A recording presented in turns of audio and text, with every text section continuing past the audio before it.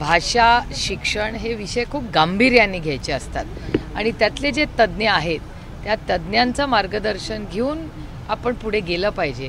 SSC board हा एक अत्यंत उत्तम बोर्ड देशातलं म्हणून ओळखलं जातं आणि त्याच्यात एवढे मोठे बदल करून ज्या पद्धतीने लादल्या जात आहेत गोष्टी ज्या दुसऱ्या कुठलंच राज्य करत नाही आहे, मग दुसरी राज्य करत नाही, मग महाराष्ट्राला काय एवढ्या आग्रहाची भूमिका घेते हे मला समजत नाही. राष्ट्रवादी काँग्रेस पक्ष पूर्ण ताकदीने या मोर्चामध्ये सहभागी होणार आहे. माणुसकीच्या नात्याने शिक्षण आमच्यासाठी अतिशय गंभीर विषय आहे.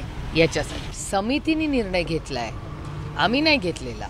समिती कोण आहे? अनेक सरकारं असतात.